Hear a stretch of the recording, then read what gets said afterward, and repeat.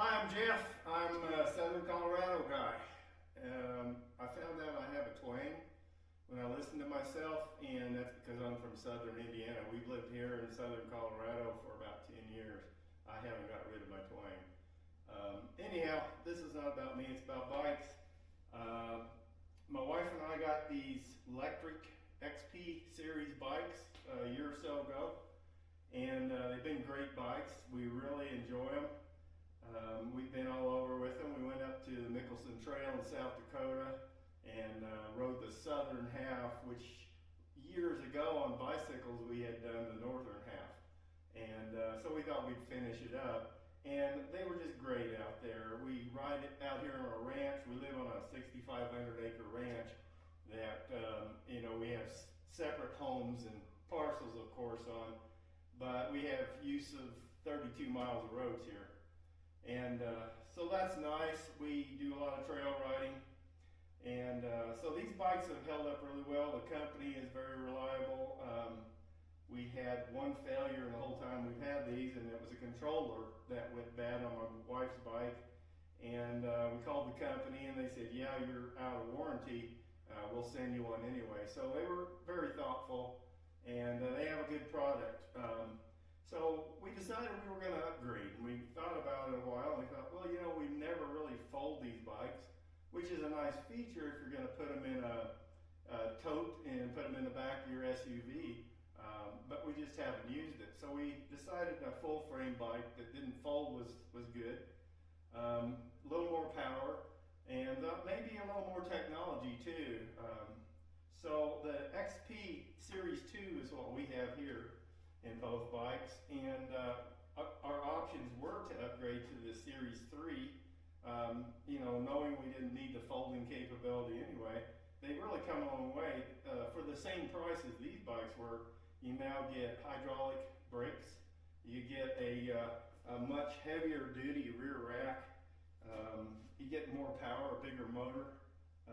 So there's a lot of features on the new bike that I can't even think of right now to mention, but there are features that make it a better bike and a good choice, but we just decided that we wanted to think about torque sensors, and I'll explain that in a second. But like most people, we've upgraded our bikes quite a bit. We put new seats on it. That's kind of a must on bikes. It seems like no one can put a nice seat on a bike to begin with. So everyone does, and we put the shock absorber posts on them. On mine I have a mirror, and we both have bags on ours. And these bags are the greatest thing. And as you can see, we have two different manufacturers here. I don't even know the brand. There are several in the market that do the same thing. One feature that I really go for on these bags, by the way, is many of these have these folding panniers that you can fold down, and that's really cool if you decide you want to haul more gear, then the capability's there. Otherwise you don't have them flapping all the time, and we like that. So anyhow, we put slime in the tires out here, which we probably will be doing to our newer bikes, because we have goat heads in Southern Colorado, and goat heads are little thorny, spiny things that get in your tires, and they'll ruin your day when you're 20 miles away from your house. So we put that in there, and they've been great riders. We've had a good time with them. So we just decided it was time to upgrade, and after looking at all of our options out there online, there's really only 3 competitors with a full-size bicycle that is not a folding frame, that has larger tires and wheels, and at least that I found, and one of those was Hovsco HovRanger, which is what we selected, and then 2 other options were the Aventon Adventure 2 series and the Ride Up 1 limited version. And those bikes, some have things the other ones don't. But we decided on the Hovsco, so that's what we're going to be talking about.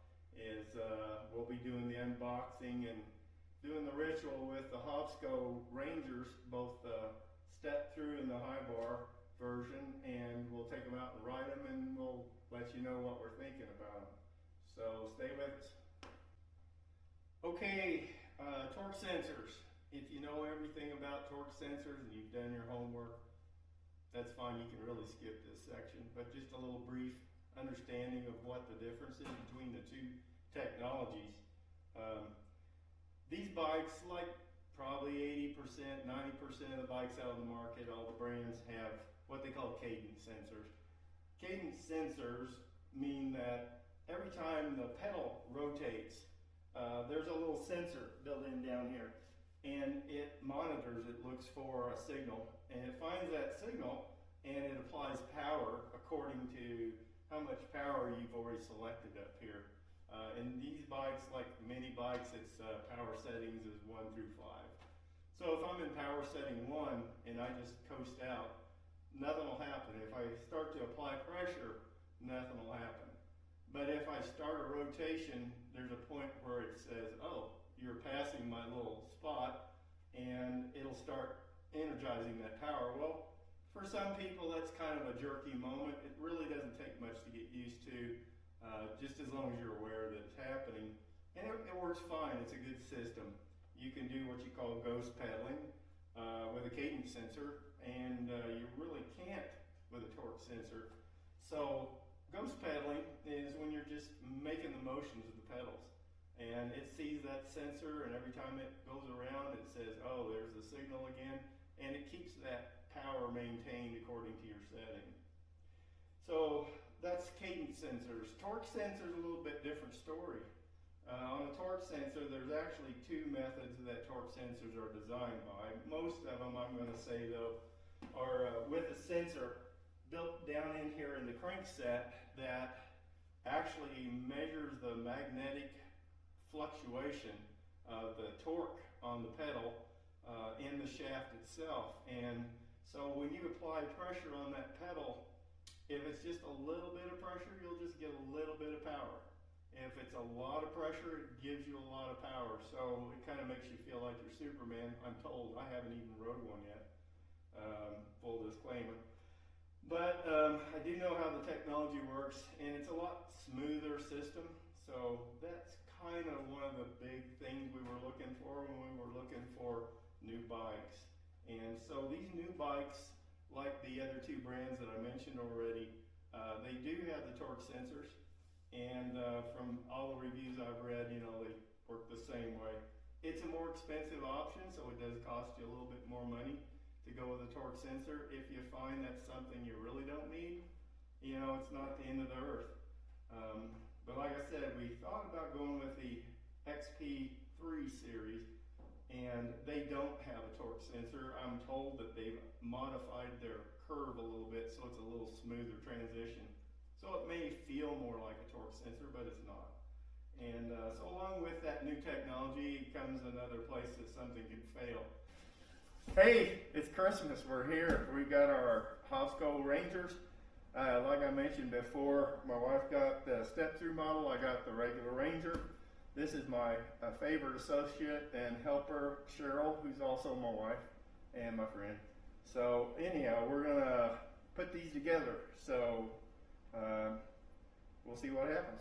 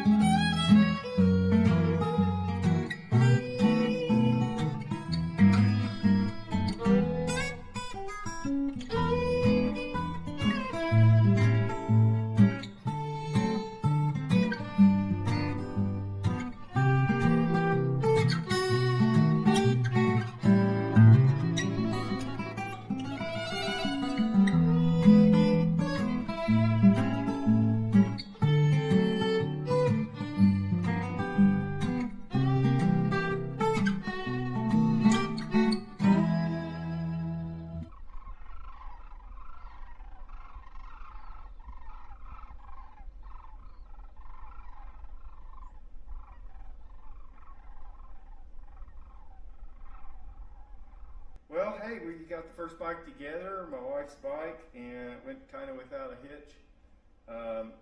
Hovsco is really good about when you purchase a bike, they sent me an email saying, you know, here, let's prepare for your ride and getting your bike together. So there are links in there to tell you how to assemble the bike and what to do afterwards. So that's kind of a good thing, I guess. Anyhow, been down this show before, so we just did it by feel, and I think it came out just fine. Didn't take very long. One of Hovsco's suggestions is that the little derailleur guard, when you get done, that you take it to a professional bike shop. I think the intent there is that this cable, very touchy, you don't want to braid a wire in this cable, so you have to be very careful. Probably the better way to do it would be to undo this connector here and give it a little bit of slack, because you have to loosen the bolt here and put this back behind the bolt and the nut itself. And so I was able to do that just barely without chafing anything and loosening the connection. Other than that, like I said, this bike comes with the rack pre-installed. Mine, I'm going to have to install it. This bike comes with a rear brake light, and it is sensitive to your brake lever, so you will see a light when you hit the brakes. And otherwise, it's pretty easy. Like I said, we got my wife's bike together and everything's good. We had to put air in the tires, so it's good to go. One thing Hovsco does really good is their packaging. I'm pretty impressed with. It comes with a little box here, and it has all your essentials in it. And there's pedals, charger. Actually, a nice little toolkit, something that you really don't expect on a bike when you buy it. You know, some manufacturers do, but it's pretty cool. It has everything you need to assemble it. The only tool that's not here I found was the large nut on the rear axle to get the derailleur guard on. And other than that, when we assembled her bike, we found every tool we needed to be right here in this little package. Another nice thing about these bikes, when we were doing our research, the Hovsco is a 3-amp charger. A lot of them are 2-amp chargers, and that'll just about get you, math-wise, charged in half the time with that one more amp. So that's a good feature. So here's all some of the components that I don't know why they put the kickstand in this box, but you know, that's fine. Anyhow, there's that. If you notice here, the seat has a nice little velveteen looking cover bag that's probably good to use for something later if you want to, that protects the seat. So I'm going to start unboxing this one, and we'll have 2 of them put together before too long.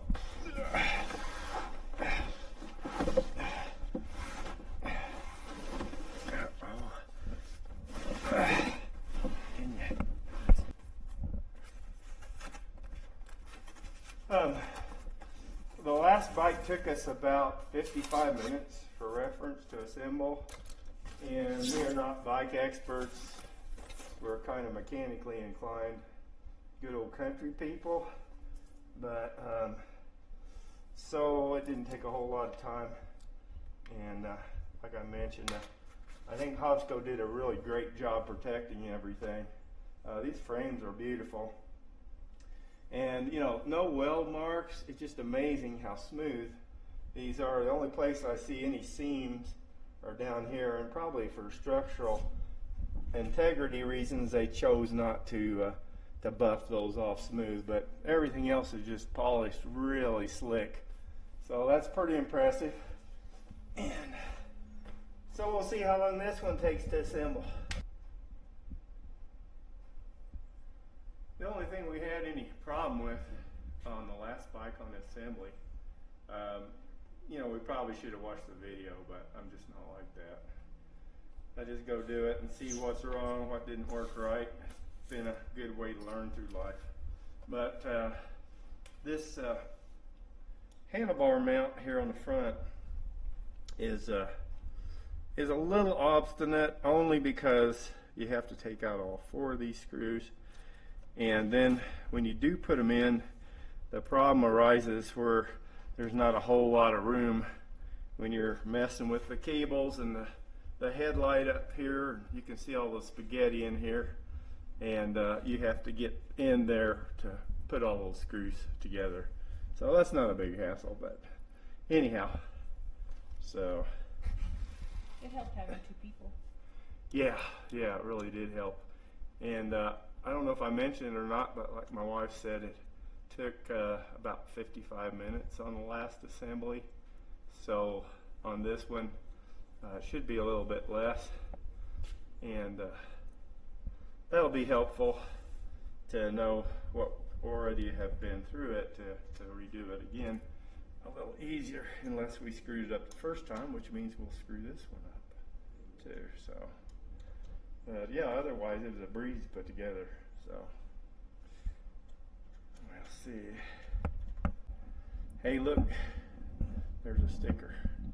I love to peel these off. You ready? Here we go. Oh, I get good satisfaction out of that. Hey, this label here, you're supposed to check the barcode with your phone, and it'll get you up to speed. Don't forget to download the Hovsco app. What I'm told is you can only go like 5 miles an hour until you download the app and tell it, yeah, I want to go faster. Here's my bicycle. So anyhow, we will retain that, so don't throw that away. I better just leave it right there for now. Okay, they put a stabilizing bolt down here in the front of the forks. You have to loosen the screws and take this out and remove it when you're done. And I'm sure I'll find a place to use that. Anyhow, then the wheel comes in and replaces that.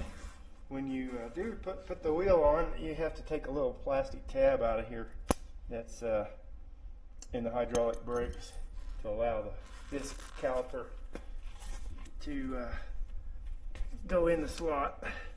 Then this will go in here just like so. And there's only one problem, there's nothing to hold it. So what I think I'm going to do is put the skewer together. And here's the skewer that actually goes through there to hold that. So if you notice, the springs, the little end is on the inside. I'm just going to keep them that way, and put the skewer in from this side, I believe, and the axle, as it was. There we go. That's going through the other side, and spring, and end cap,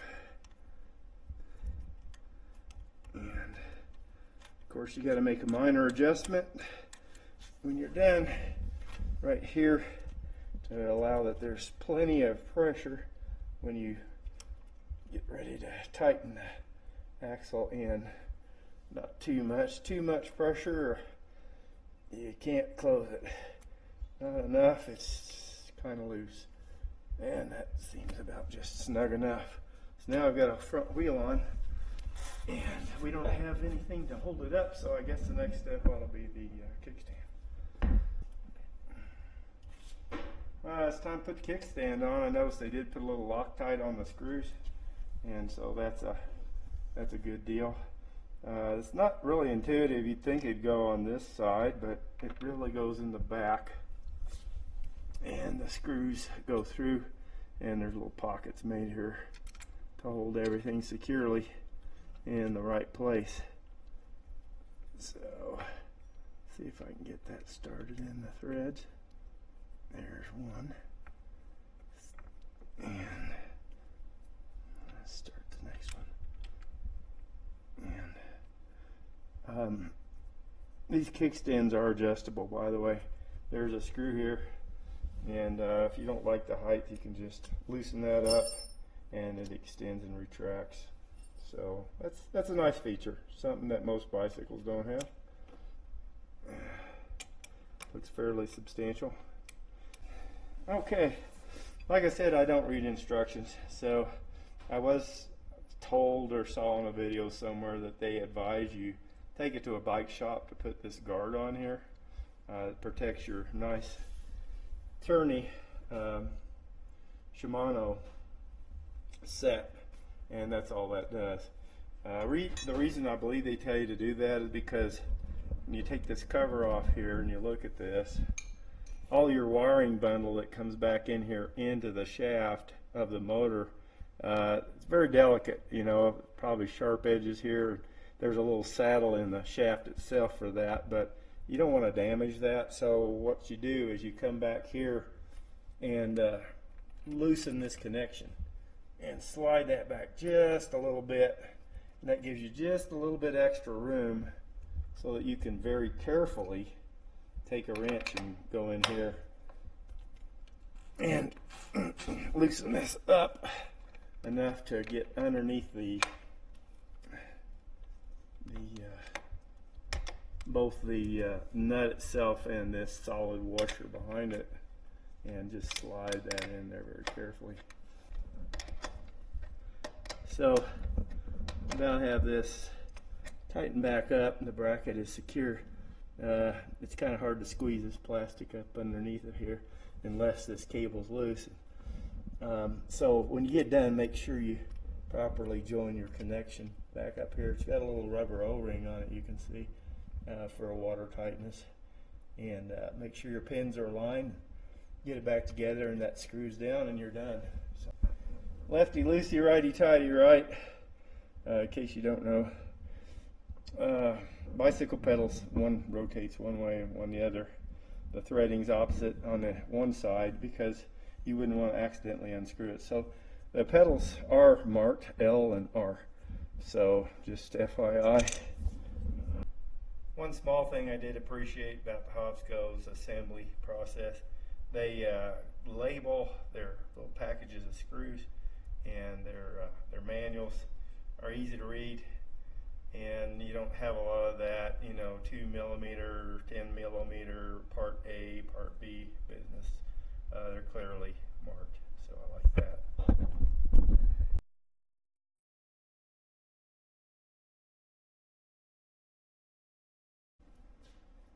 Hey, it's morning here, so good morning wherever you are, whatever time you're watching this. We did get the bikes assembled and had very little problem. The only issue that was not really much of an issue is the bolts were a little bit difficult to get to down in here through the cabling. The 4 little screws you need to put in to assemble the handlebars and get them in place. So that was very minor, and otherwise it went together without hitch. The seats, you know, if you remember, I had mentioned earlier, well, everyone replaces their seats and puts a shock absorber in post if there's no rear suspension. And well, that's very true. I was surprised. These seats are really, they don't look like much, but they ride really nice. So you may want to consider leaving the seats on. So my first impression, my wife hasn't had a chance to ride her bike yet, but I did ride mine a few miles just to feel it out, see what I thought. And the torque sensor was about everything I'd hoped it would be. It is a nice smooth transition. If you want to push hard on that, you will go hard. If you want to push gentle, you'll just gradually take off. It was a smooth transition. I was pretty impressed. So that was a good thing. Like I mentioned, these bikes, we paid for these bikes. We're not sponsored by anybody. We paid for our electric bikes. And so I'm going to make some modifications on mine. One thing I did notice that I was not as impressed with is the riding comfort style on the hands. If you'll notice, my wife's bike's a little more swept back on the handlebars. They put a different handlebar on that one than this one. This one's more mountain bike style, so it's a little more straight in line. It kind of causes you to go a little more forward on the front and put more weight on the front. I'm a little more relaxed rider generally, so I think I'd like to have those kind of handlebars on this bike as well. But that's about all that I would change so far, other than I'll probably replace my seat and post. I have a really good Cloud 9 seat that I like, and a shock absorbing post. It's a zoom post. It's not, it's very economical to change out. It really gives you a lot more suspension, a lot more comfort. One thing that was just a pet peeve to me is these fender flaps on the back of both of these bikes. I just don't like the look. I suppose if you were riding in the rain, a lot of water spraying up, it'd probably be a good thing to have there. I just don't like the looks of it on mine, so I'm going to clip those off on the bottom, on the back of both of those fenders. And other than that, it's really about everything I wanted. Going from cable brakes to hydraulic brakes, I knew was going to be a good thing. I didn't realize how nice. They're quiet, they're smooth, and so I like the grips on these bikes. So far, everything has really been good about it. So I did have one issue with unlocking the bike. When you get the bikes, they'll only go 5 miles an hour until you download the Hovsco app and get on there and unlock the bikes. And you can unlock it class 2 or class 3. I do not know why you have to go through that. On many bikes, you can just hit the right combinations up here and unlock the bike. But for whatever reason, I had problems with reading the Q code that comes on the displays and reading it into the bike and sending it back and getting it to confirm that it's there. So I got with customer support. We're still working on that, but they showed me how to manually do it. There's a complex little system to get it basically unlocked to class 2.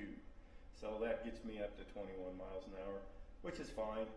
And I did get up to 21 miles an hour, and it rode great. Power-wise, I was really impressed.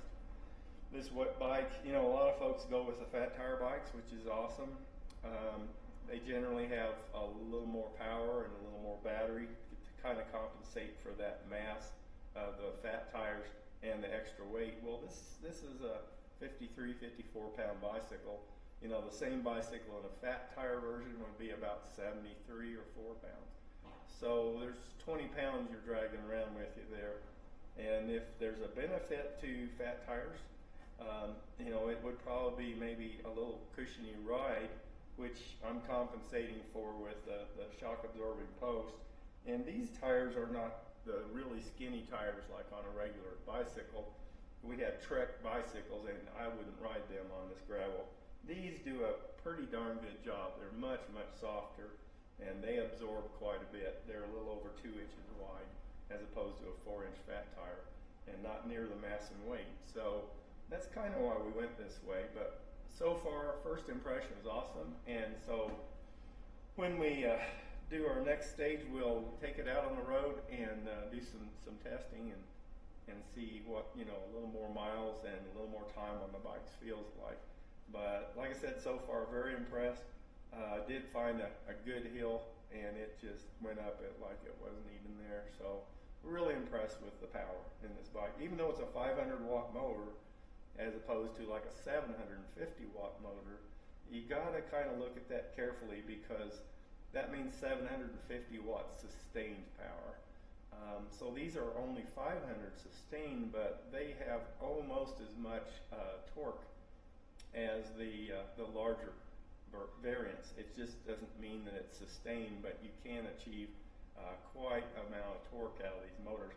And this company, unlike many of them that use the Bayfang motors, which are good, reliable motors, this is a offshoot company that is owned by Bayfang, as I understand, and these motors are pseudo motors. And I've seen a few reviews, and people are really impressed with these motors. That was part of my decision-making process. So hopefully that holds up and becomes a good thing.